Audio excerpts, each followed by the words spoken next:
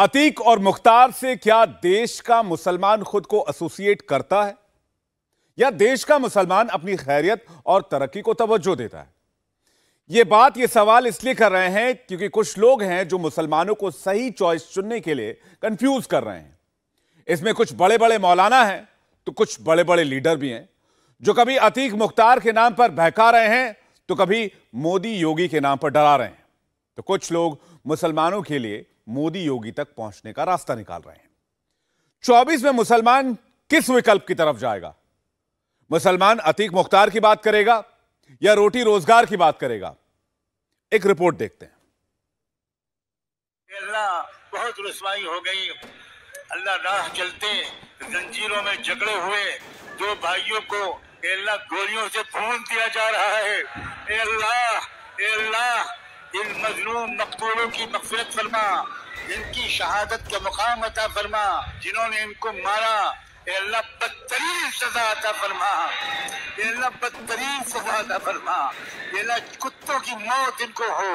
ए अल्लाह इनको मारने का हुक्म देने वालों को बदतरीन सजा दे।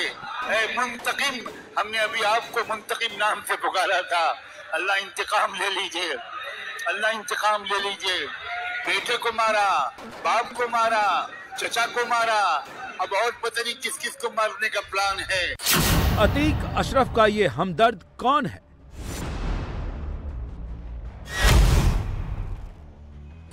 असद के एनकाउंटर पर इन्हें दर्द क्यों है?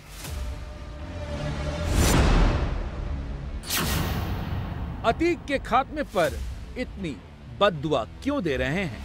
अल्लाह बदतरीन सजा अता फरमा।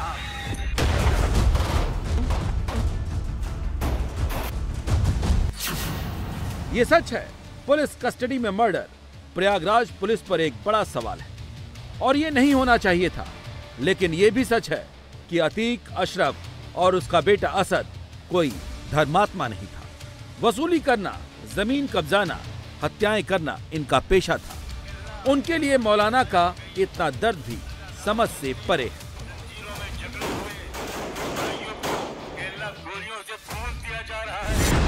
ये मौलाना कौन है? इनका नाम है सज्जाद नुमानी। इनके एक नहीं कई तारुफ हैं। मुस्लिम स्कॉलर हैं, मुस्लिम पर्सनल लॉ बोर्ड के मेंबर हैं, कई इस्लामिक किताबें लिख चुके हैं, मुसलमानों के हक के लिए लड़ते दिखते हैं। फिलहाल सज्जाद नुमानी अतीक अशरफ की मौत पर बद्दुआ पढ़ने को लेकर हेडलाइन में है। इस बयान के आने के बाद इनके कई और बयान सोशल मीडिया पर फ्लोट हो रहे हैं, जिसमें कुछ सैंपल आपको सुनाते हैं। आपको शायद खबर न हो, 8 लाख मुसलमान लड़कियां हमारे मुल्क में मुर्तद हो चुकी हैं। इस लड़कियों की तादाद बता रहा हूँ। आरएसएस ने एक बहुत बड़ी टीम तैयार की है। अब तो मुस्लिम लड़कियों को पता कहते हैं कि एक लड़का अगर किसी मुस्लिम लड़की को उसने मुर्तद कर लिया, 2.5 लाख का चेक तो उसी वक्त। कोई शख्स अपनी बेटी को तन्हा कॉलेज न भेजे, हराम है, हराम। और मैं रमज़ान की इस रात में ये बद्दुआ करता हूँ कि जो वालिदैन अपनी बेटियों को कोचिंग सेंटर या कॉलेज अकेले भेजते हैं, अगर उनकी किस्मत में हिदायत नहीं है तो अल्लाह बच्चियों से पहले उन वालिदैन के ईमान को छीन लीजिए। जहन्नम से आज़ादी के इस अशरे में अल्लाह उनके लिए जहन्नम लिख दीजिए। आप अहमकों की जन्नत में रहते हैं। आपसे बढ़कर इस आसमान के नीचे कोई बेवकूफ़ नहीं है। जो आप कहते नहीं बेटा जाओ जाओ जाओ, बेटी ने बुर्का पहन लिया, हिजाब लगा लिया, कॉलेज जाओ, मेरे पास कहाँ फुर्सत है मैं पहुँचाने जाऊँ। न कॉलेज वो अकेली जाए, न वो कॉलेज से अकेली आए। और आपका फ़र्ज़ है पूरे 6 पीरियड अटेंड किए कि नहीं किए। वो कॉलेज में दिन भर रही या कॉलेज में आने के बाद फिर चुपके से कहीं और चली गई।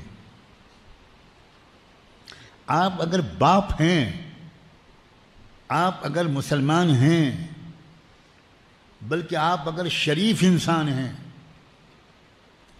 और हलाल बाप के नुत्फे से पैदा हुए हैं, इससे ज़्यादा मैं और क्या सख्त बात कह सकता हूँ। तो हराम है कि आप अपने बच्चियों की तरफ से गाफिल हो। यही नहीं, एक और कंट्रोवर्सी में ये तब आए जब अफगानिस्तान की आजादी और तालिबान सरकार का खुलेआम समर्थन इन्होंने किया था। लेकिन सवाल है कि क्या हिंदुस्तान का 14% मुसलमान सज्जाद नोमानी की सोच से इत्तेफाक रखता है? क्या वो मानता है कि माफियाओं पर योगी का चाबुक धर्म देखकर चलता है? क्या वो मानता है कि मोदी की नीति हिंदू मुसलमान में फर्क करती है? ये समझने के लिए हम सोशल मीडिया के उन्हीं इलाकों में गए जहां सज्जाद नोमानी के ये बयान वायरल हो रहे थे। सज्जाद नोमानी के मुंह से मुंह मिलाने वालों की लंबी लिस्ट नजर आई और नोमानी की सोच पर सवाल खड़े करने वाले मुसलमानों की भी अच्छी खासी तादाद नजर आई। जो कट्टर नहीं है, ओपन माइंडेड है, जो बच्चियों को कॉलेज भेजना चाहते हैं, जो योगी मोदी के साथ खुलकर नहीं है, तो मोदी योगी की पॉलिसी का इनको विरोध भी नहीं है।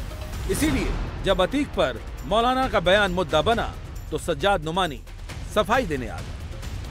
अभी हाल ही में मेरी एक दुआ जो मैंने अपने और आपके रब से मांगी थी, उस दुआ को बहुत बड़ा इशू बना दिया गया।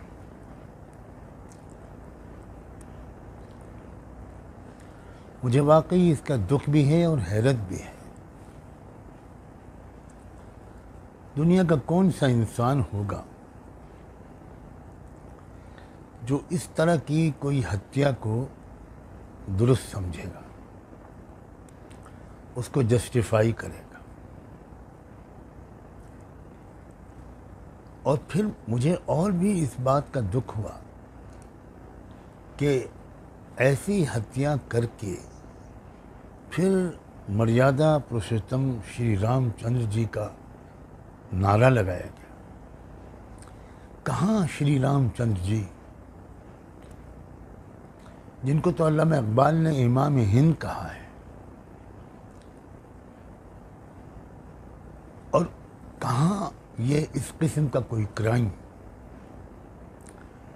बहरहाल उस बारे में मैं अब कुछ नहीं कह सकता, इसलिए कि वो तो मामला अदालत में है और अदालत के फैसले का सबको इंतजार करना ही चाहिए। हिंदुस्तान के मुसलमानों के पास दो चॉइस है, तुष्टीकरण या संतुष्टीकरण, अतीक मुख्तार या रोटी रोजगार, मदनी सज्जाद नोमानी, ओवैसी, अखिलेश मायावती या मोदी योगी। मुझे इस वक्त तो सिर्फ ये कहना है कि उस इशू को उठाकर, यानी देश की तवज्जो को मोड़ा जा रहा है। बड़े बड़े मसाइल सामने आते हैं देश के। साबिक गवर्नर सत्यपाल मलिक जी ने कुछ बहुत अहम बातें कही।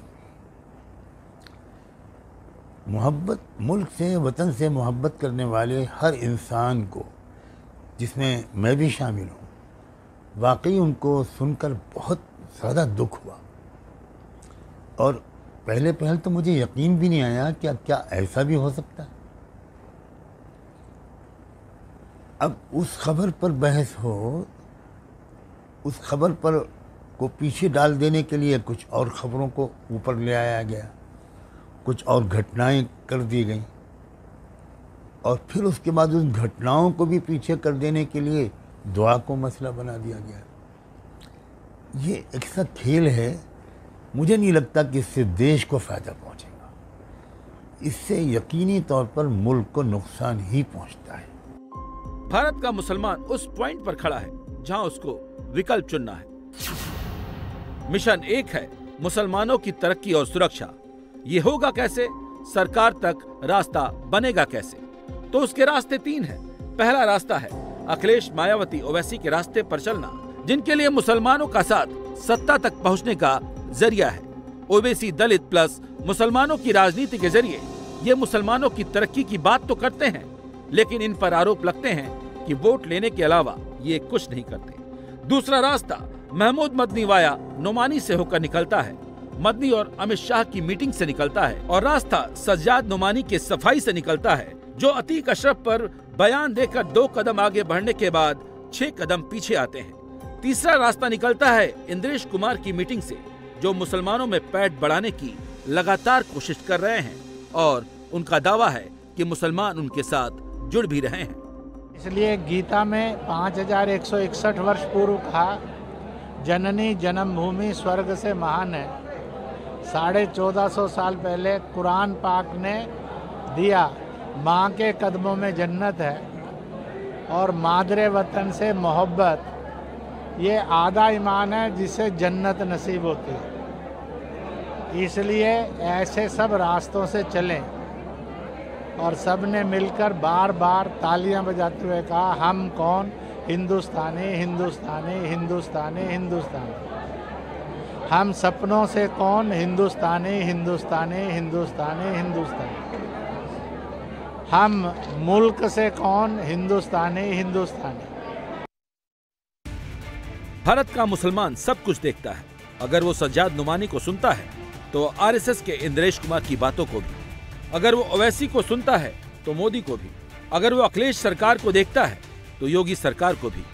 विकल्प खुले हैं, बस रास्ता पसंद करना। आरएसएस नेता इंद्रेश कुमार ने दिल्ली में अंतर्राष्ट्रीय ईद मिलन समारोह का आयोजन किया तो मैसेज पूरी दुनिया में फैले मुसलमानों को दिया, भारत में सब कुछ ठीक ठाक है, हिंदू मुसलमान के बीच अच्छा माहौल है। अंतर्राष्ट्रीय ईद मिलन समारोह में देश विदेश से लगभग 700 लोगों को बुलाया गया। पद्म पुरस्कारों से सम्मानित मुस्लिमों को बुलाया गया। इस मंच से धर्म का नहीं, शांति का संदेश पहुंचाया गया। मैं प्रधानमंत्री मोदी जी से भी मिल चुका हूं और योगी जी से भी मिल चुका हूं 7 बार, अमित शाह जी से ही मिल चुका हूं। मुस्लिमों में एक चीज पाई जा रही है और वो बिल्कुल गलत है कि ये लोग भेदभाव रखते हैं, मुस्लिमों से अच्छे से बात नहीं करते और इसको सहयोग नहीं देते। मैं जब इन लोगों से मिला तो मुझे ऐसा लगा कि मैं परिवार में अपने मिल रहा हूं। अभी जब मैं पद्मश्री अवार्ड लेने गया तो मेरी सभी से मुलाकात हुई और अच्छा लगा, अच्छे से बात करी, हाथ मिलाया तो हाथ मिलाया, बात करी तो बात करी। मैं प्रधानमंत्री जी का भी बहुत शुक्रिया अदा करता हूं। मेरी कला जो आज तक मुरादाबाद में ही कायम थी, प्रधानमंत्री जी मेरी स्टॉल पर आए और मेरे जो प्रोजेक्ट थे वो देखे अच्छे से। जिस वक्त मैं स्टॉल खत्म करके घर पर आया तो अब मेरे पास एक फोन आता है कि आपके स्टॉल पर ये ब्लैक कलर का मटका रखा था। मैंने कहा जी रखा था, तो वो भेजिए, मोदी जी को वो पसंद आ गया है और वो मटका आपका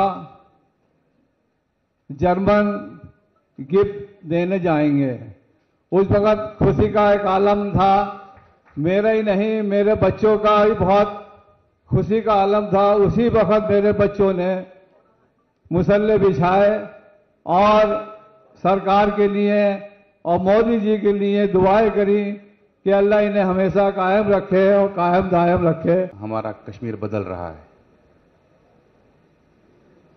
वो जिक्र ये है कि I became the first and youngest Padmashri awardee in India in martial arts. और ये आज मुझे बहुत खुशी हुई जब मुझे इनविटेशन आई इस मंच से। बड़ा अच्छा लग रहा है कि जैसा सब लोगों को पता है पूरी दुनिया किन चीज़ों में लगी है और हमारा देश कितना महान है, जो इतना बड़ा प्रोग्राम एक टच, एक फील दे रहा है, जिस चीज़ की वजह से हमारा देश, हमारे देश में कुछ लोग हमें तितर बितर करना चाहते हैं, लेकिन ये उसके लिए बड़ी एग्जाम्पल है। ये एग्जाम्पल दिखाती है कि हमारा देश कितना महान है और हम सच में अपने देश के साथ प्यार करते हैं और उन लोगों से प्यार करते हैं जो हमारे देश के लिए हमेशा खड़े होते हैं। मुसलमानों के सामने चॉइस खुली है। वो मजहबी ओपिनियन मेकर नुमानी जैसों के साथ जुड़ना चाहते हैं या फिर फैसल अली और दिलशाद हुसैन जैसे मुसलमानों से। वो सियासत की कठपुतली बनना चाहते हैं या मजहब के ठेकेदारों के फतवों से डरकर कॉलेज न भेजकर बेटे बेटियों की जिंदगी बर्बाद करना चाहते हैं। क्योंकि 14% मुसलमानों में से 8% मुसलमान हैं जो मोदी को पसंद करते हैं। बाकी का 92% मुसलमान बटा है। किधर जाना है फैसला मुसलमानों को करना है। इंडिया टीवी हर वक्त हर जगह डाउनलोड करने के लिए सर्च करें India TV news Google play store या ऐप स्टोर पर।